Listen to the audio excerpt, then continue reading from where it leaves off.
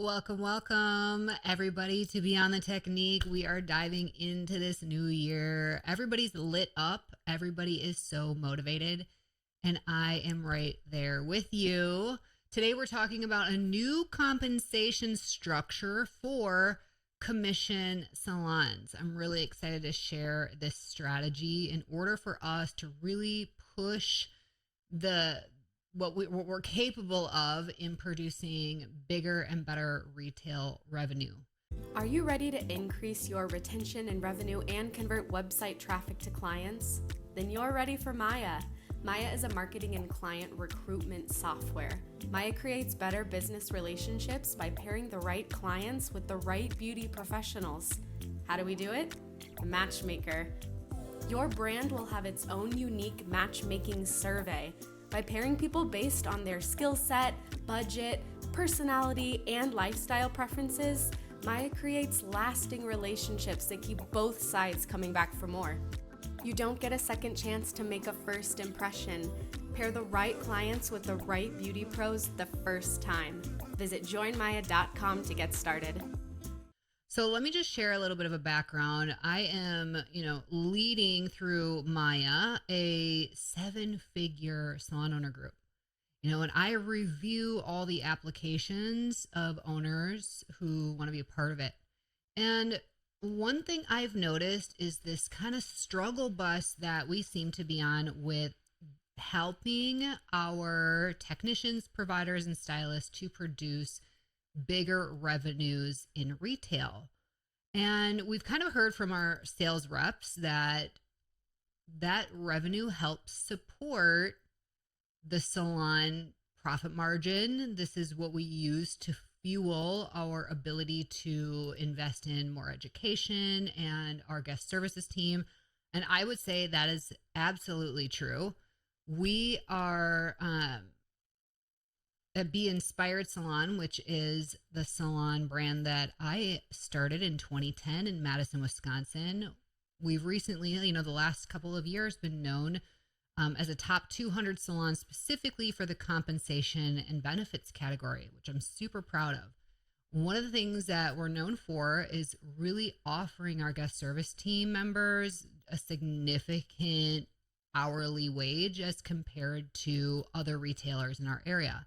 I kind of follow in that regard the rule that Dave Ramsey shares, that if, you don't want to lose somebody to $2 per hour, an extra $2 per hour. So what I tend to do is a SWOT analysis on my competition. And that isn't like other salons. That is typically like, what is Target paying their new hires? What is Ulta paying their new hires, and Sephora, and so on. And I want to make sure that we lead more competitively. Of course, it gets us into a different pool of candidates as well. So I'm a big proponent on paying really well, but how do we afford to pay really well? And that's where not just our, leftover after we pay our commissions on services portion comes in, is really our retail sales. In 2022, our brand, and I'm going to be totally transparent, sold $120,047.12 in retail. Well, in 2023, we had a 32% increase, and we brought it up to $158,387.73. When I talk to brilliant industry leaders, Bob Meyer is one of them. He's been on our podcast before, and he is just an industry genius when it comes to merchandising and retailing.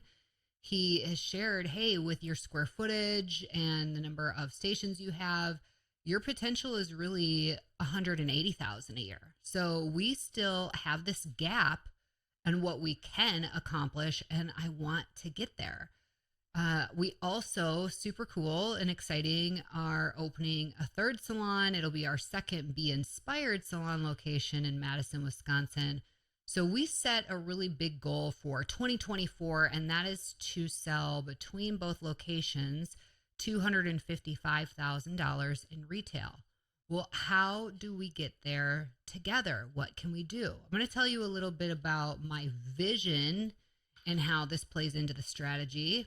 my vision for recruiting and finding amazing team members to join our salon is to have a really diverse group of products for them to utilize.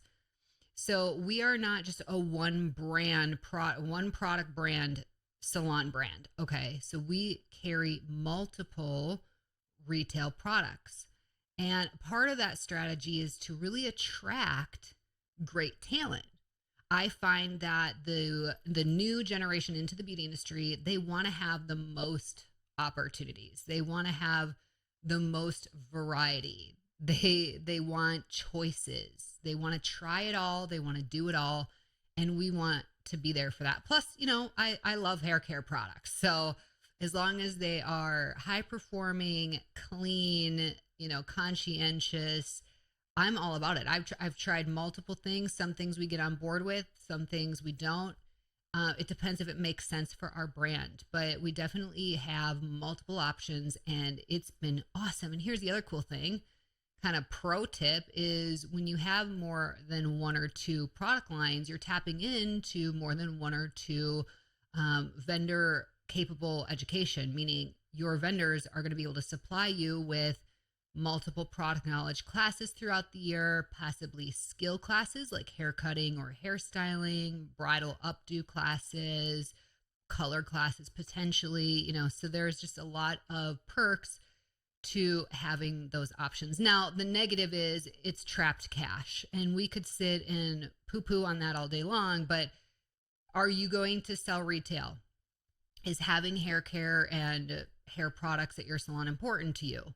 If the answer is yes, then that is just a part of business that you are going to have products on the shelves. You are a retailer and you provide services. So I want to shift your mindset on that. If you feel like, gosh, that's just trap cash.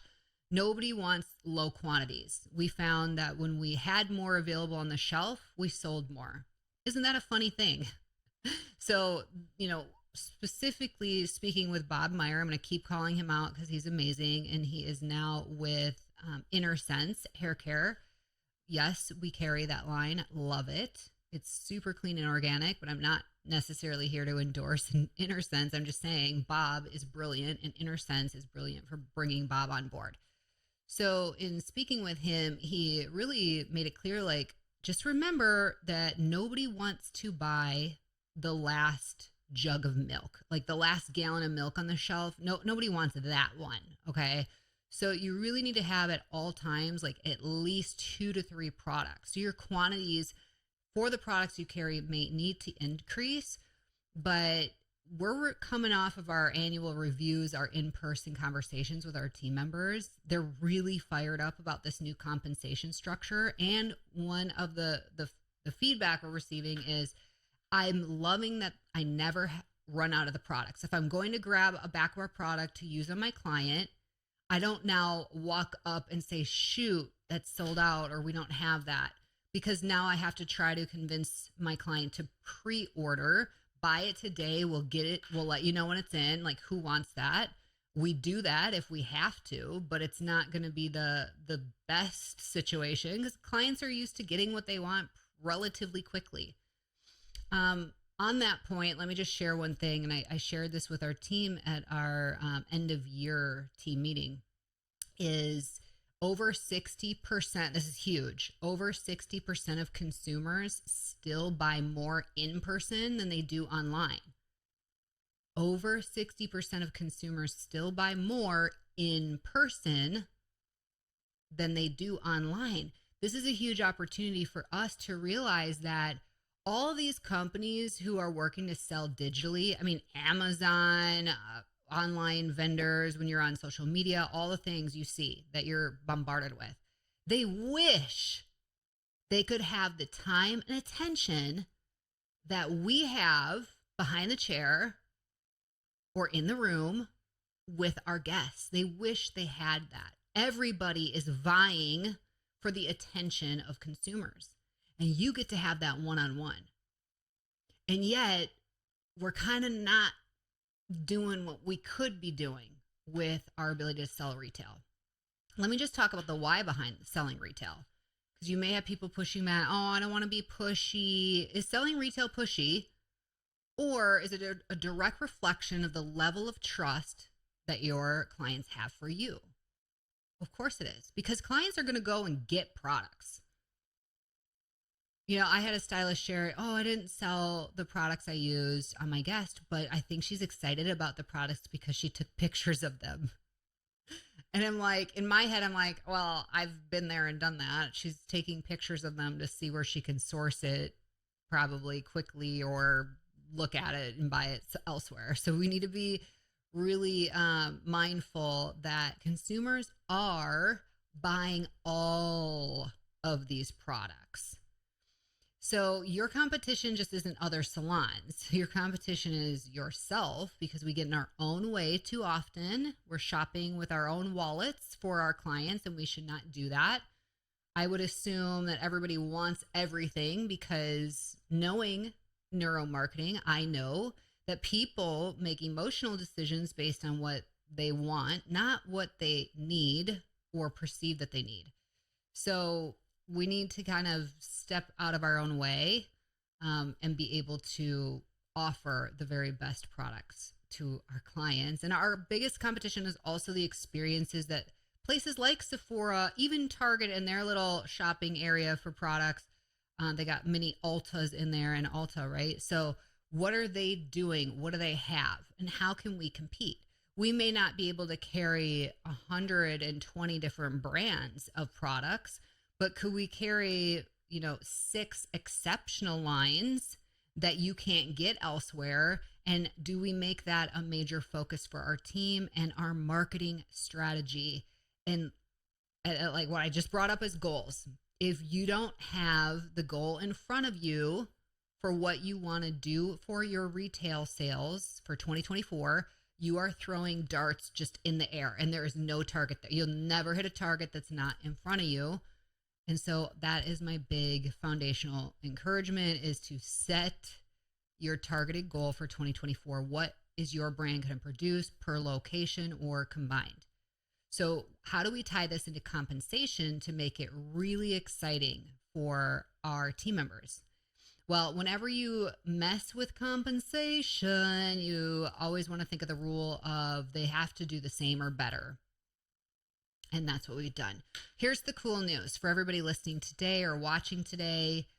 Go to the link in our show notes and click on this compensation downloadable. I'm actually giving you the exact benchmark level handout with all of this information on it that I give to our stylists so that you can see it for yourself. This is just a copy. You can take it and develop it into whatever you believe is the best fit for your brand. So let's dive into this. Again, I want you to go download this, but I'll do my best to explain it without you being able to really see it in this moment. So we have at our salon 5 different levels. We have a protege level 1, an associate stylist level 2, lead stylist level 3, master stylist level 4, and master designer level 5. We go through what does each level mean as far as the phase you're in. So you could be in a training and investment phase. You could be moving into a growth phase or a profit phase. And then we kind of share, hey, like what amount of experience is typical for each level? 1 to 2 years for a protege level 1 and so on. And we kind of build that up. But then we dive into compensation and benchmark. So for compensation, we start our level 1 stylist with an hourly compensation. Of course, I think most of us do this now. Now, when I entered into the industry, this is back in 2006, and I started my first behind the chair position, I was on commission only. There was no hourly to get me through. My first paycheck for 2 weeks of work was $186. Like, it was a good thing that I was teaching group fitness and serving at a restaurant, all part-time. Like, I've always had multiple jobs. It's kind of a thing for me. I love to work. I love the work I get to do. And I want a lot to be a part of. It just keeps my bucket filled up. So good thing I had those, because that wasn't going to pay the rent. However, I was excited about a commission setting because I knew that if I didn't succeed, it would be my fault. And if I succeeded, and when I succeeded, it would be my fault. So I really love the commission setting. And I believe the earning potential is, I mean, it's so great and awesome. So our retail commission, when you're a level one, you have this opportunity. Let's say we look at your quarterly review and you're not quite hitting your benchmarks, but you are knocking it out of the park with one or the other. We might very well move you into commission still being a level one. That base commission is 38%. However, every single payroll period, you have the opportunity to move from 38% commission to 40% commission if 16% of your retail or total sales are retail. So let me kind of say that again. I'm a level one stylist. I'm fresh in the industry. I finally move into commission because I'm really kind of getting it, and clients are starting to come back to me. What do I expect to see at a level one for retention and retail? I expect that 60% of your new clients are coming back again. That's 6 out of 10. Now, how do we predict that they are going to come back? Of course, that's Maya, and you will hear all about Maya.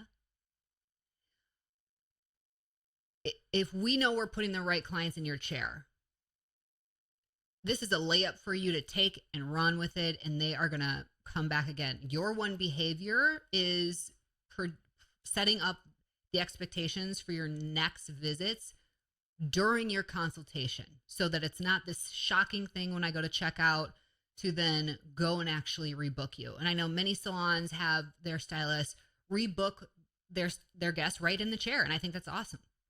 So we preach that all the time. It starts in the consultation. Get me excited, hype me up for what's coming next as we enter into February and March and so on and so forth. What's the next thing that you can do for me that I can look forward to? And I want to hear about that during my consultation.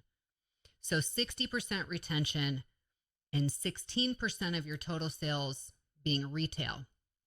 Now, traditionally for us, our team has awesome retention, and it's the retail that's the struggle bus.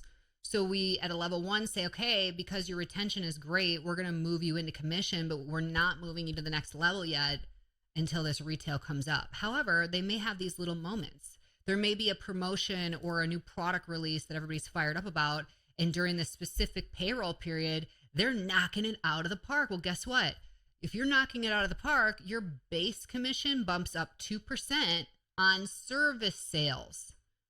That's the key. So they're not getting more retail commission. Our retail commission is set. We give 10% commission on wholesale. Okay, so that's a little different probably. We give 10% commission every paycheck for retail sales that the stylist has made. But it's on wholesale, not retail. So if I am purchasing from my vendor a $50 product and I go and sell it for $100, I am making 10% of the $50. Okay, that is how we do our retail commission. And now what we're structuring, and we've always done it, by the way, like that. So we've not made any shifts. The only shift in this compensation program is taking their base commission, and every payroll period, if they hit their retail goal, they get bumped up in service commission by 2%. So associate stylist level 2s, your base commission is 40%. If you hit your retail percentage, which for them is bumped up to 17%. So we're not moving the finish line closer to you. You still got to run the 100-meter dash in this race today. It's the same distance. This is the finish line. And every time you move up, we actually expect greater results because you're building more confidence. You have a stronger clientele. So at a level 2, we expect 70% retention, and 17% of total sales would be retail. So that base commission of 40%, every payroll period, boom, if you hit that retail, you actually get 42% commission of your services. How exciting is this? And we keep moving this up the line for all of our levels. What our team loves is that they don't have to hit 17%, 18%, 19%, 20% retail and for an entire quarter. Because I think we're all pretty similar with this. We have our people for retail that they're always retailing. They are just selling machines, and it's not because they're pushy people. It's because they believe in it, and they don't even have in their head that the client is going to say no or not take it with them. They just have the expectation that here's what I recommend, here's why, and you're going to love it. And I'm fired up, and I do love it, and I buy it, and I take it home with me. So you have your strong retailers who are always going to be strong retailers. And then you have the vast majority of your team who have their moments, right? They're really strong this month, next month, not as strong. They come back a little bit strong, and then they have months where it's like, ooh, what happened this month? And, there might be distractions or other various things in life that just, there isn't the same consistency. Well, this gives them still the opportunity to have those moments of hitting greater compensation when they do knock it out of the park. And this is really rewarding great performance. So no, you're not losing out. There's not a consequence built into this compensation structure. There's rather opportunity, a bonus when you perform well. And yet, if they don't perform great, you stay the same. The salon doesn't lose out. You stay exactly where you were. But this is really meant to consistently inspire and motivate. In addition to having a really unique and performance-based compensation structure, I have to tell you, marketing is everything. What are going to be the fun promotional things that you do to engage with your clients and prospective clients? So I want you to start thinking about, we are a hair salon that provides hair services, but we are also retailing. We're a retail center for hair products. And when we shift our mindset on that and we make it a focus to start promoting products, especially in between visits, and there's a lot of online platforms that help with this. Again, I'm not endorsing one or the other, but we can talk about Salon Interactive, where this integrates with a lot of the point of sales in our industry. It's basically an online shopping center for all the products that you carry. And they don't have every single product line, but they have a lot. And it allows you to have shop our products from the comfort of your home in between your visits.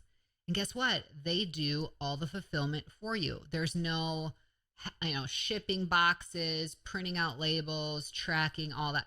They take care of everything. So what's the catch? The catch is you don't make as big of a commission. Okay, but your stylists still make a commission. You have it all set up for them to earn. You just overall don't earn the same profit. The margins aren't the same, but that's okay because it's not the same amount of work. The work now becomes in your effort in marketing your hair care. I think there's a lot of cool incentives you can do right with your team when it comes to your products. Recently, we learned from one of our friends that's part of our 7-figure group. Christina Kirky owns Pinup Studios in Raleigh, North Carolina, and she did this amazing campaign that was like Monopoly for social media for the team. I thought it was cool. I shared it with our salon manager. Before I knew it, she already had all these pretend Monopoly dollars printed out and the campaign ready to go. Well, every single day and week, our stylist had a challenge on posting various things on social media. And what was cool about this challenge is they started promoting the products that they like and how to use these products and how to style. It took them out of the everyday, oh, I'm posting this before and after haircut that I did or hair color. I can't stress this enough, and you hear this everywhere. Clients are sick of seeing hair photos. We get it. You do great work. A lot of people do great work.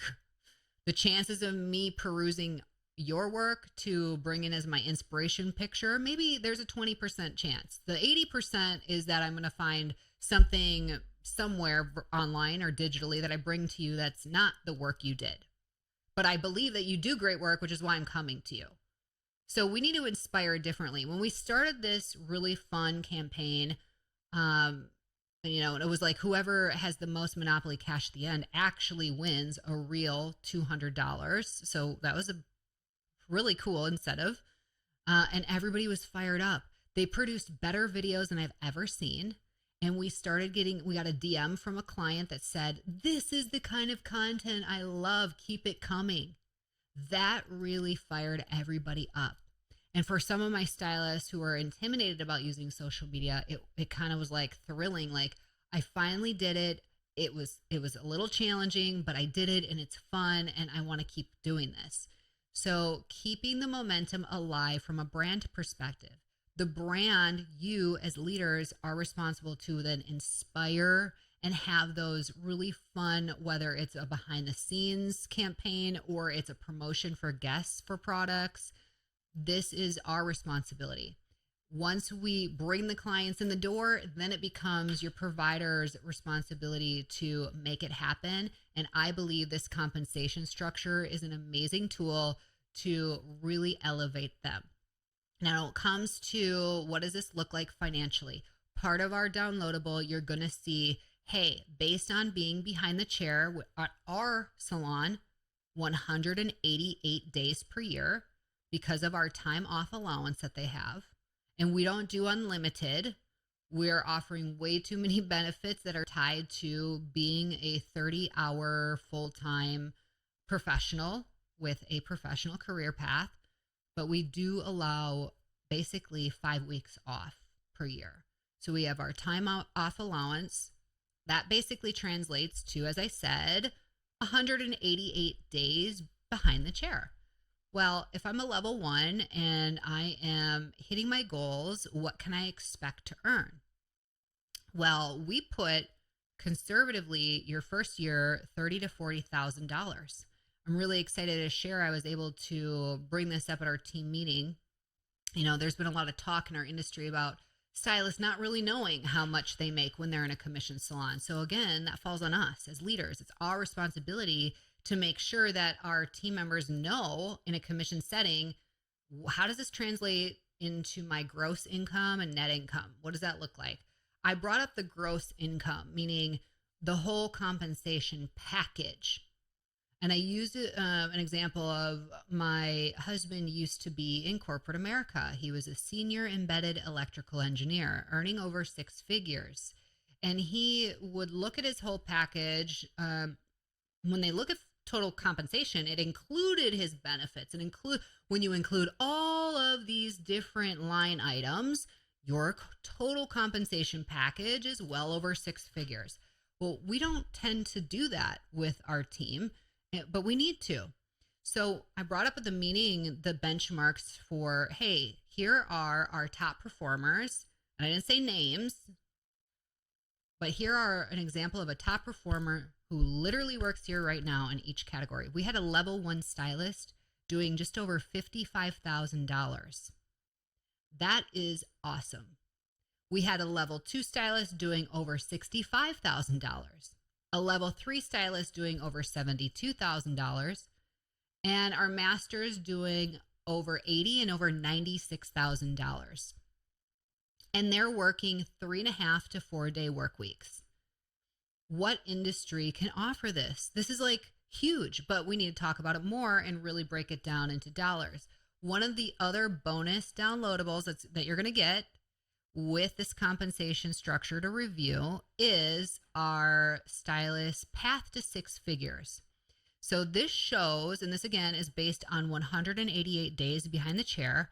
It shows, hey, if you want to earn and take home $100,000, here's what your daily service sales need to be. And this is what it's based off of for time off days. It helps them focus and know, like, wow, and that's just services. This is nothing to do with retail or gratuities.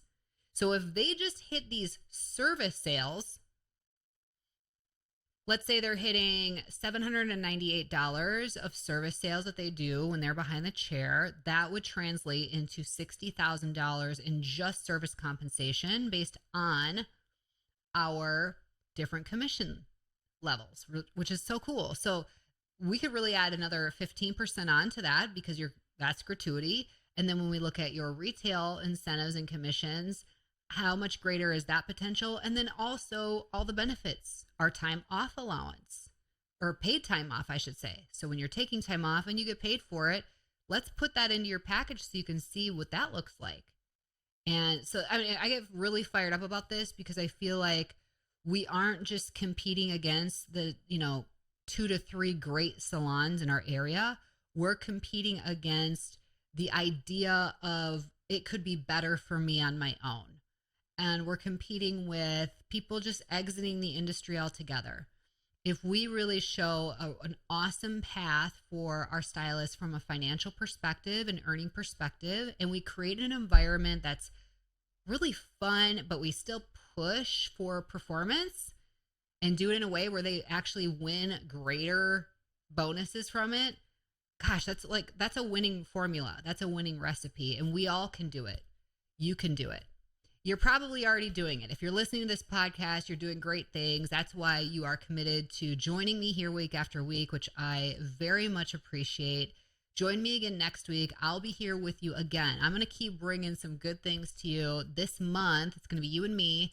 I'm really excited about that. So come back next week, and don't forget to go to that link in our show notes to get these downloadables so that you can review it with your leadership team. I hope this was awesome and helpful for you. It was a lot to try to get out, but you know what? If you're like, I want to be around people who are having these conversations so I can really process this out loud and ask questions, hey, our 7-figure mastermind group might be for you. Go to joinmaya.com, click on events and education, and check out our 7-figure group. And if you feel like it could be a good fit, go ahead and apply. We'd love to review that and see if it's a good fit for all of us. And we're really excited to continue to grow that group so that we can grow ourselves and our businesses.